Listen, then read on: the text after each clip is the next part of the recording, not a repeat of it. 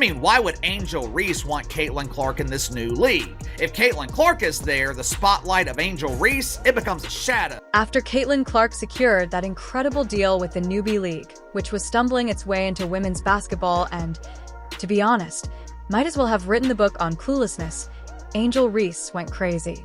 They began by enlisting every player under the sun except for the one star who could truly make them famous. Unfortunately, it's a star that most people don't like. Yes, they lined up Rays, A.A. Wilson, and an entire squad of nearly all of their players in the hopes that this mix would work miraculously. What were they smoking? Eventually, someone over there was able to piece together enough clues to realize that, yes, Caitlin Clark is their only chance at even sembling success. Now they're realizing we might need Caitlin. Reese is left watching the true superstar walk away with the award while they toss bags of cash at her. She is virtually giddy since Unrivaled has finally understood that they are nothing more than a desperate circus that burns money without Clark. They are offering Caitlin Clark $1 million for 2 months of her services. $1 million to carry a new basketball league from January to March. This so-called league has the gall to claim that it will revolutionize women's basketball, but without Caitlin Clark, they are merely forgettable. The Honra League is desperately looking for a spark to make it happen, but when your entire roster is made up of who-the-fuck players, there isn't much chance of igniting the sports world. Unrivaled is going to feature the 30 best pretend basketball players, with the vast majority of them being anonymous.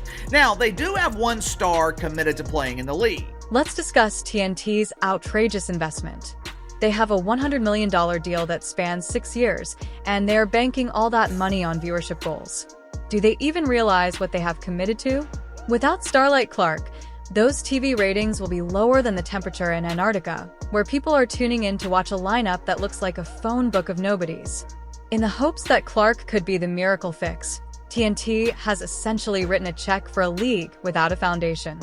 Every time Clark takes the court, arenas are packed with fans like it's the playoffs. Venues actually have to increase seating to accommodate the crowd she attracts. But does Unrivaled have that kind of pull without her? Their delay isn't just incomprehensible, it's offensive. Clark is a powerhouse, and an Unrivaled knows it. Put her name on the roster, and you have ticket lines wrapping around the block.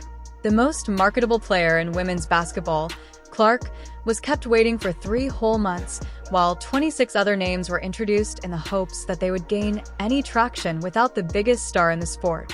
Now, they are in full-on panic mode, frantically trying to hide months of neglect with a Hail Mary attempt that begs for our salvation. Caitlin, their last-minute scrambling demonstrates just how badly they've run the alleged league from the start. And then there's the PR team, who, if there were a prize for the most self-defeating social media strategy in sports history, would win it hands down. Rather than attracting Clark, they actively participated in disparaging remarks about her.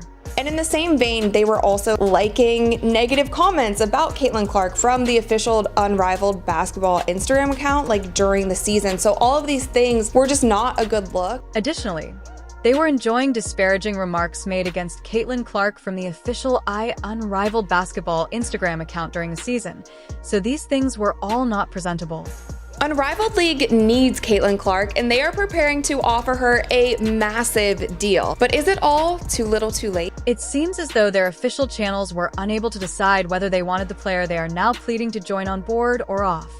But disparaging the superstar you need isn't exactly a winning tactic. All they were able to demonstrate was that they are utterly out of touch with what fans truly want. If you want to see how to properly court a star like Clark, just look at Ice Cube, and his big 3-league Ice Cube acknowledged her value right away, without hesitation or games, and made a generous offer. He put his money where his mouth is by giving Clark more money than he gives some ex-NBA players, demonstrating that they are unmatched exactly how it should be done. However, they are too preoccupied with regretting their own poor choices to realize how far behind they have fallen in comparison to the Big Three's Noon's approach.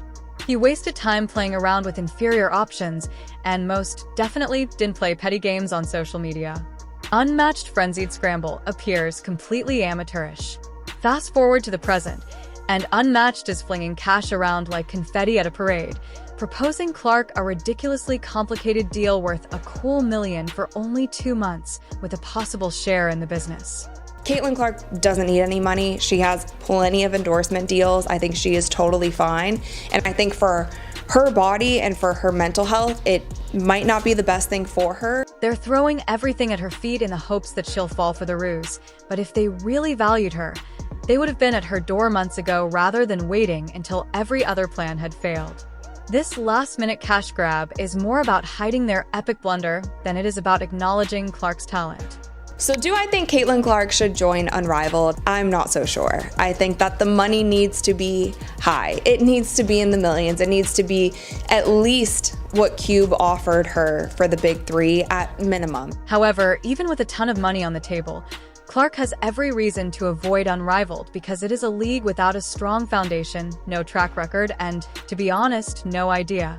Signing with them runs the risk of bringing her name down to their level as a shaky startup with zero credibility. She has a reputation to maintain, and attaching herself to this train wreck is a risk she doesn't need. If anything, the real question here isn't whether Clark should accept the offer, but rather whether Unrivaled deserves her at all. I thought WNBA players didn't like Caitlin Clark. Now, let's just pause to enjoy the absolute comedy that is Angel Reese's response to Caitlin Clark's glitzy, record-breaking agreement. I mean, what a meltdown. Reese is constantly venting her financial frustrations about her meager $75,000 WNBA salary. She used to act like Clark was just another person in the crowd, but now that Clark is winning $1 million, the jealousy is practically radiating off of her, and Reese is unable to contain herself. It's like witnessing the most obvious act of jealousy in basketball history. So Angel Reese is playing in this league. Dejanay Carrington is playing in this league. Obviously, I feel like that's the biggest name where there is some sort of tension. Whether there's tension between Caitlin and Dejanay, we don't know, but there is still that narrative. For months, Reese minimized Clark's impact, presumably believing she would be content without him.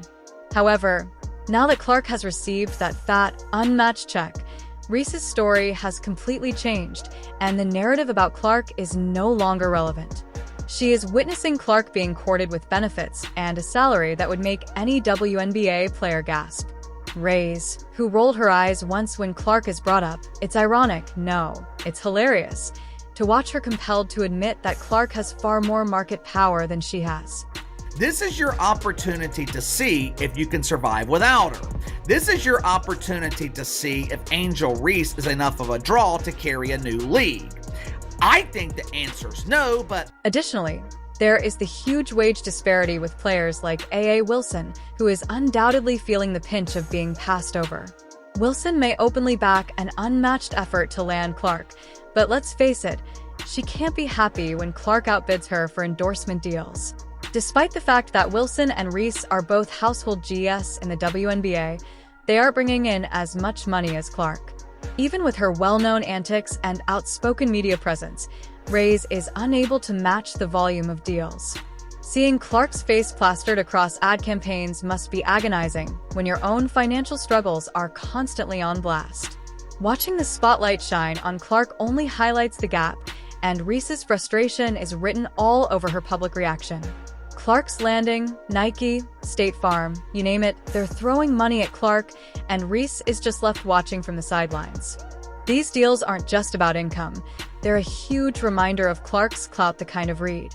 What Ice Cube offered Caitlin before the Big Three season began. I commend Ice Cube because you have to think about the type of ego. Imagine top players deciding it's time to leave the NBA after seeing Clark's paycheck and become weary of making shit while she's receiving millions. If Clark does go to Unrivaled, the league is in serious trouble. If Unrivaled starts paying, the WNBA, which cannot afford a talent drain, may lose its best players. This isn't just a boost for Unrivaled. It's a warning sign that the WNBA can't stay up and a direct challenge to their already precarious position. Establishment of finances. Here's the potential problem. Caitlin Clark already has money. She signed a $28 million deal with Nike. She's got endorsement deals from State. However, it's important to remember that Clark's game is 5-on-5. She is an expert in traditional basketball, not some pickup style 3-on-3 format. If you put her in an unmatched little experiment, you have to wonder if it will even work. Critics have already questioned whether 3-on-3 can maintain interest, which means that Unrivaled would bet their entire league on Clark's shoulders. Unrivaled better pray, and she could carry them because without her, they would be headed quickly towards irrelevance. It is nearly unheard of in women's sports for Caitlyn to have a $28 million Nike endorsement in addition to partnerships from brands like State Farm. Brands really compete with her for marketability.